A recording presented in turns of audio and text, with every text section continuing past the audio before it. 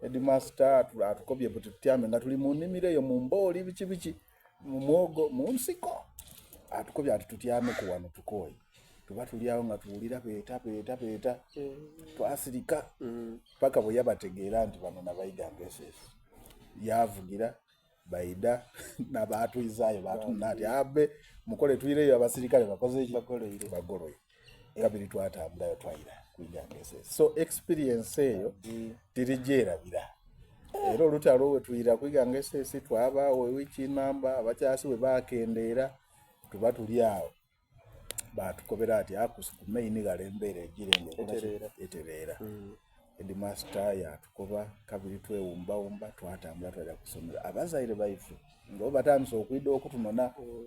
twayirayo ku isomero era bwe twatuuka abazaire bange bena bayidirawo banona twagolola aye nga experience eyo tirigyerabira P7 wakola otya? P7 nakola bulungi nafuna first grade yange era nafuna obubonero bwange butaano awo kwiganga boys era ekifo ku butiki bampa Kiira College butiki so bwenvaawo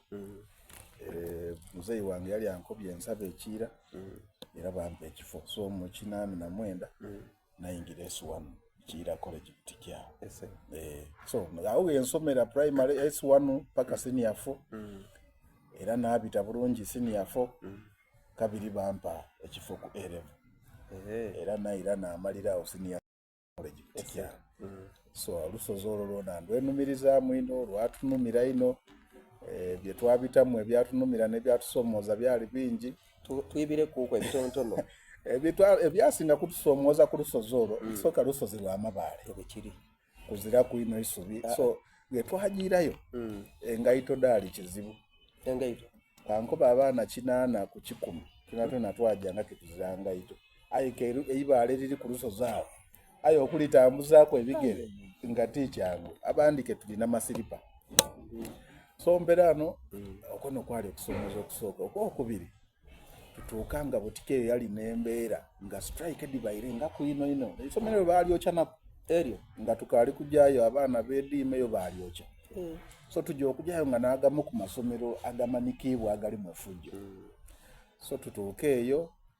bwe twali mu S1 ngoyingira mu dormitory nga dormitory erimu ebitanda 4 deeka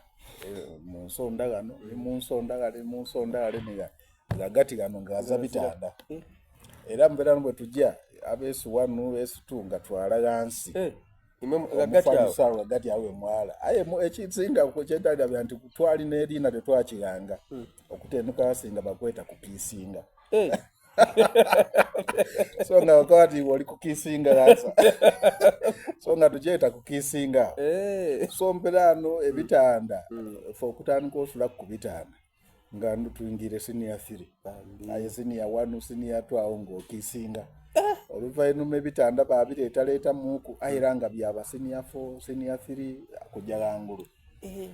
then oluvainuma Headmaster abazaire yabataakuku embeera twatandika okufunayo ku ngaito aye nga embeera yali mbino nga amabaale okutambulira okwo aye nga isomero lyali lityo irungi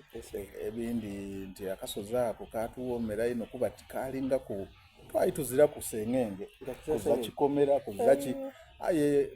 ngoba ku isomero okwo amateeka gaali kungeeyezera ayeiba okuzira sengenge kuzira aye nga tubaako ate nga tulina Headmaster ya mwami Saabiri omugenzi yali yatterawo embeera ya evening walk ku Lwasande oidiko Lwasande ke batuleka twava ku isomero okwo twatambula twagenda mulesa twayingira mu byalo eyo twacakala mu kabiri twayira musomesa atuwerekera bene yatukiriza ati mujje muna Headmaster yali nenkola kyova nabwe yafa yatulumaino tidini bwe yali atukoza yali ngali atwenda ino ngera tumuwulirira ino ngazira ku control nana aye nga yatuwa olunaku Sunday walk tuna nga tufuluma sawa dijogera 12 katuna buli omu yajja ku dormitory ye bakola roll call nga tuna aye nga atezira musomesa atuwerekeire atekeza mwana atayize ateke tukikola buli lwa Sunday obonga muvaawo sawa imeka tuba tusimbula sawa olumala okulya ekyomusana